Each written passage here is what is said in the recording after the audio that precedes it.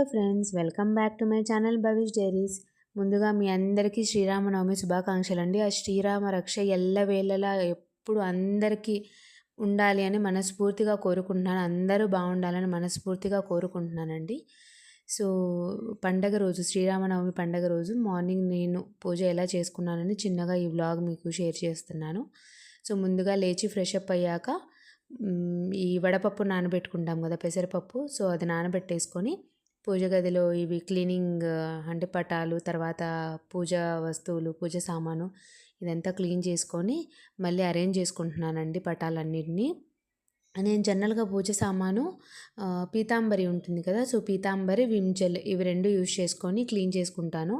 చాలా బాగా నీట్గా వచ్చేస్తాయండి. పెద్దగా మనం కష్టపడాల్సిన అవసరం ఉండదు. బికాజ్ వీక్లీ వన్స్, 15 డేస్కి 2 వీక్స్ వన్స్ అలా క్లీన్ చేసుకున్న వాళ్ళైనా సరే Pitambari just and Vim gel ఈ రెండు యూజ్ చేసుకొని క్లీన్ చేసుకుంటే చాలా నీట్గా ఉంటాయి పూజ సామాను. సో ఇప్పుడు నేను పూజ ప్రసాదానికి పానకం రెడీ చేస్తున్నాను. సో సింపుల్గా వడపప్పు పానకం కదా, ఈజీగా అయిపోతుంది పొద్దున్నే పూజకి, పెద్ద ప్రాబ్లం ఏం లేకుండా, హడావిడి లేకుండా. ఫస్ట్ ఆఫ్ ఆల్ సో కావాల్సినంత బెల్లము నేను కట్ చేసేసుకున్నానండి. అంటే తురిమినట్టుగా అలా కట్ చేసేసుకొని వాటర్లో వేసి పక్కన పెట్టాను, నీట్గా అది మెల్ట్ అయిపోతుందని.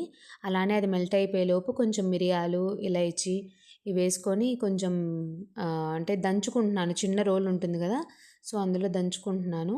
సో దంచుకొని అందులో కలిపేసానండి. కలిపేసి కాసేపు ఒక 5 మినిట్స్ అలా సైడ్కి పెట్టేశాను. సో దట్ ఆ ఫ్లేవర్స్ అన్నీ ఆ వాటర్కి బాగా పడతాయని చెప్పేసి పక్కకు పెట్టి, తర్వాత దాన్ని స్ట్రైన్ చేసుకొని అందులోకి తులసి దళం యాడ్ చేసుకున్నాను. సో మనకి పానకం, వడపప్పు ఈజీగా రెడీ అయిపోయింది.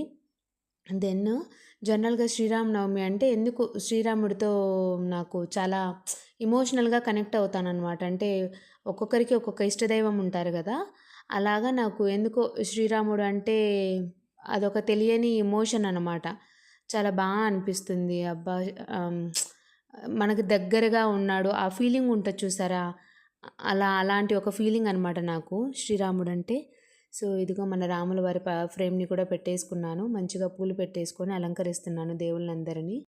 ఈ శ్రీరామనవమి రోజున అంతా అంటే కొంచెం దంపతులు కూర్చొని టెంపుల్స్లో ఈ కళ్యాణం నిర్వహిస్తూ ఉంటారు కదా, సో అలాగా నాకు ఎప్పటి నుంచో ఒక కోరిక ఉంది. నేను నా ఫ్యామిలీతో కూర్చొని అలా సీతారాముల వారి కళ్యాణం అలా జరిగేటప్పుడు మేము పీటల మీద కూర్చొని చేయించాలి అని. ఐ హోప్ దేవుడు నా కోరికని త్వరగా తీర్చాలి అని కోరుకుంటున్నాను మనస్ఫూర్తిగా. సో ఇలాగ పటాలన్నీ అలంకరించుకున్న తర్వాత ఈ దీపారాధనవి, తర్వాత దేవుడి దగ్గర నైవేద్యాలు ఇవన్నీ ముందు పెట్టేసుకొని మంచిగా పిల్లల్ని కూడా తీసుకొచ్చి కూర్చోబెట్టుకొని, జనరల్గా పూజలో పిల్లల్ని ఇన్వాల్వ్ చేయడానికి ట్రై చేయండి. సో దట్ వాళ్ళకి ఆ భక్తి, ఆ డిసిప్లిన్ అనేది చిన్నప్పటి నుంచే వస్తుందన్నమాట.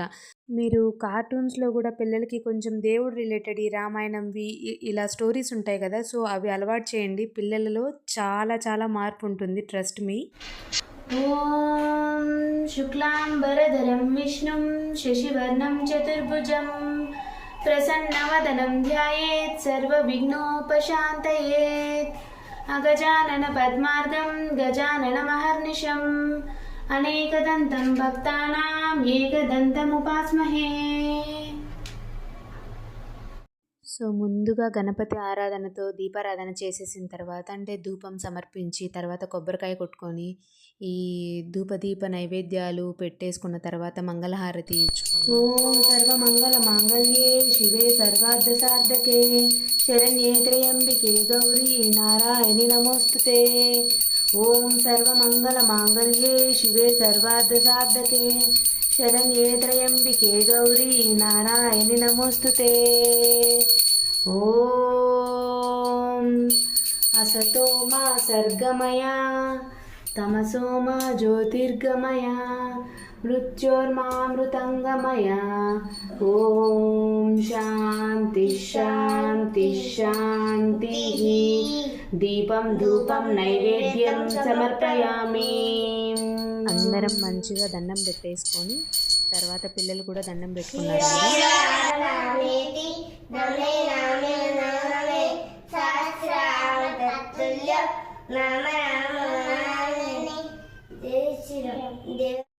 సో, ఇలా మా ఇంటి శ్రీరామనవమి పండగ పూజ ఇలా అయిపోయిందండి. సింపుల్‌గా, హాయిగా, ప్రశాంతంగా ఇష్టదైవానికి ఇష్టంగా మనస్ఫూర్తిగా పూజ చేసుకుంటూ మనసుకు చాలా బాగా అనిపించింది. సో, వన్స్ అగైన్ మీ అందరికీ హ్యాపీ శ్రీరామనవమి అండి. ఈ వీడియో గనుక మీకు నచ్చినట్టయితే please do like, share and subscribe to my channel. Thank you for watching. Take care. By by.